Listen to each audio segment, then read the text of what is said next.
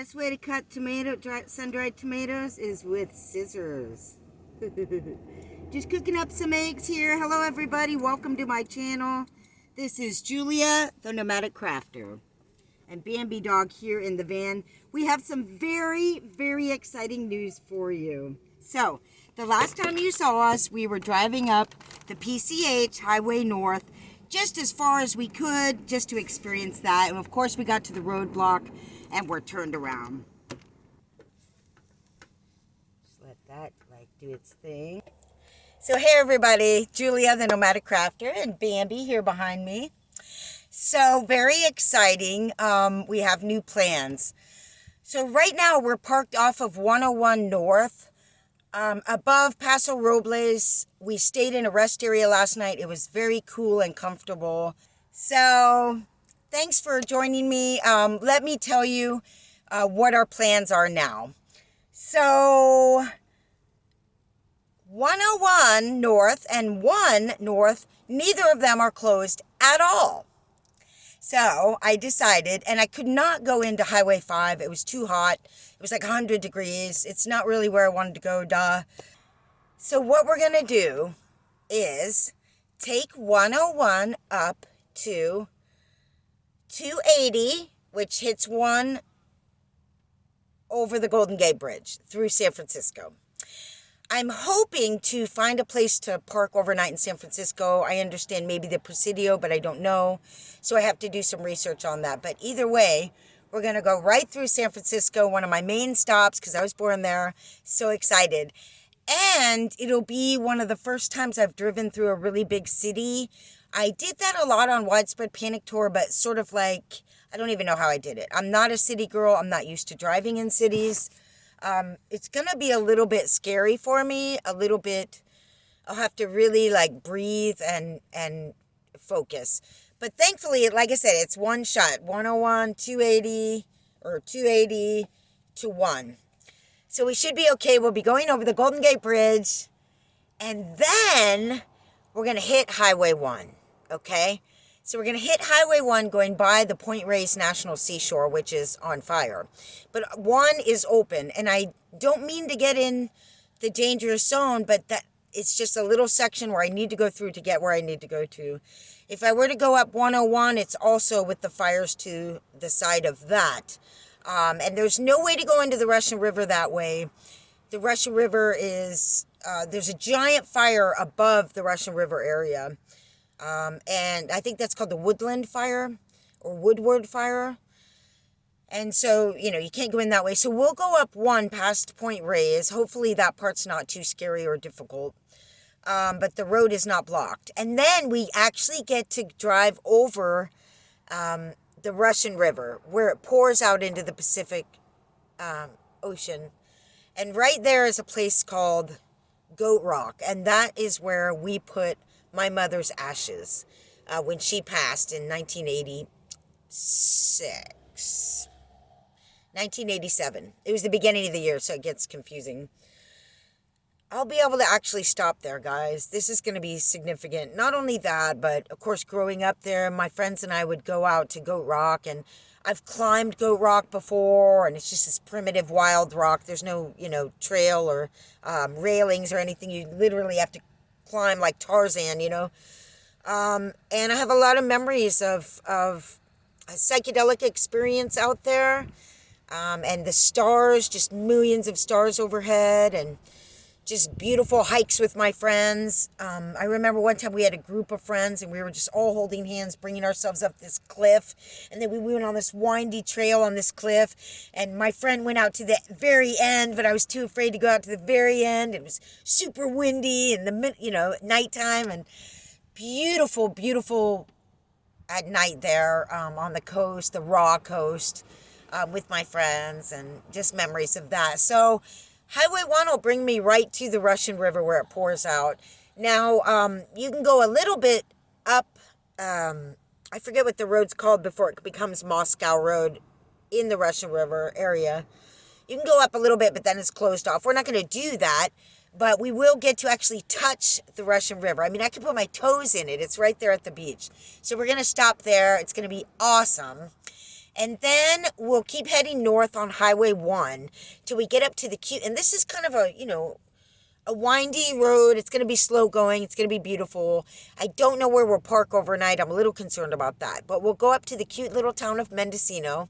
And right above there, before Fort Bragg, I can take Highway 20, which is going to be pretty windy as well, through redwood country, smaller redwoods. And I'm going to heat the eggs back up, no problem. And then what's so exciting about this is when I was in college, the 2 different summers I worked at Camp Mendocino, which is in between Fort Bragg and Willits, along what's called the Skunk Line, and it's an old railroad, and that's how I got into the camp, was this old railroad. How I got out of the camp was a 54 Dodge Coronet on an old logging road, which I almost went over the edge of. Oh my God. Anyway, the 54 Dodge Coronet was beautiful, and the front seats went all the way back to make one giant bed throughout the whole car. It was like teal green and aqua with white leather seats. It was stunning.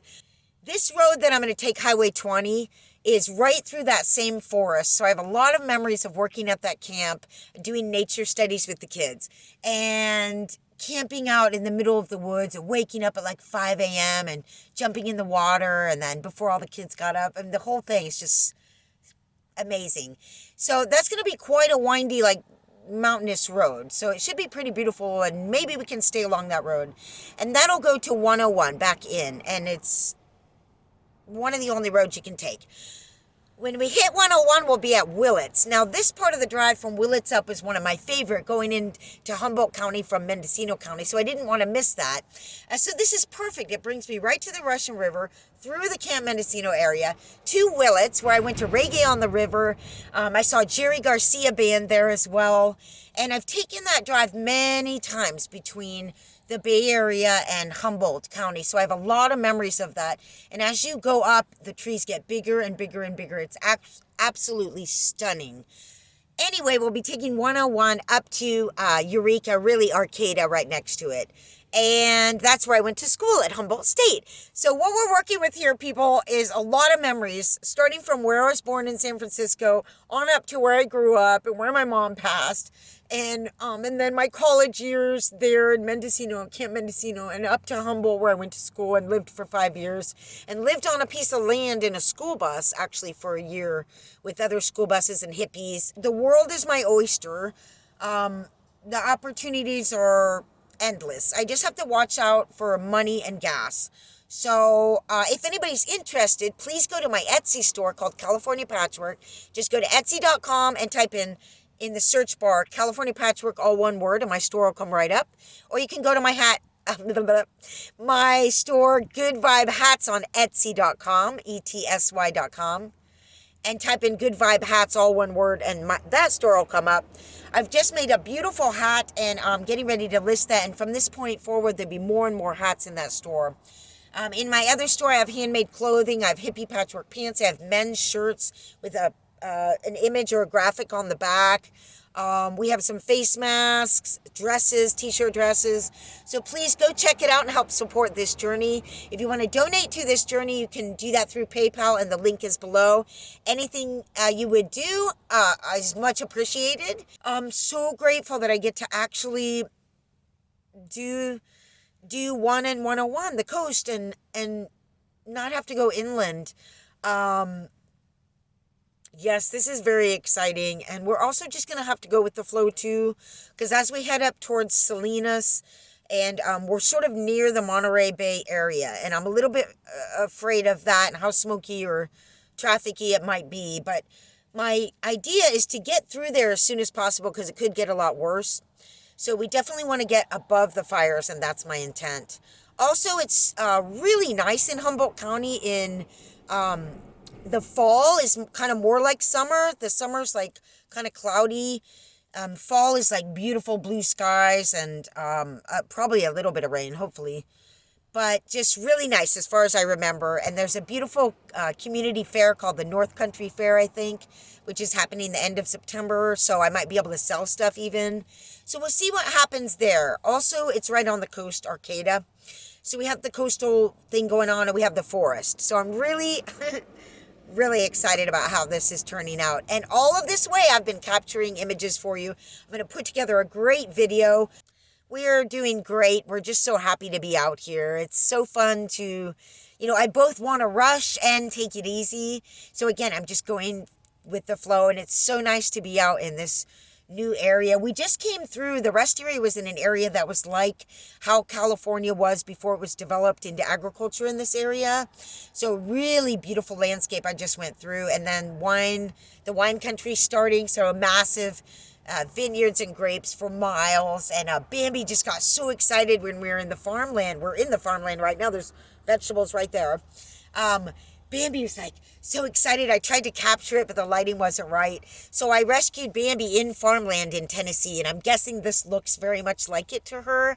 So she's just like thrilled. So, all right, next stop into the city. It's August 25th, I guess. Yeah, so I'm going to go ahead and eat some eggs. Thank you for watching this video. Please subscribe. There's more exciting journey to come and some really cool van life videos coming up.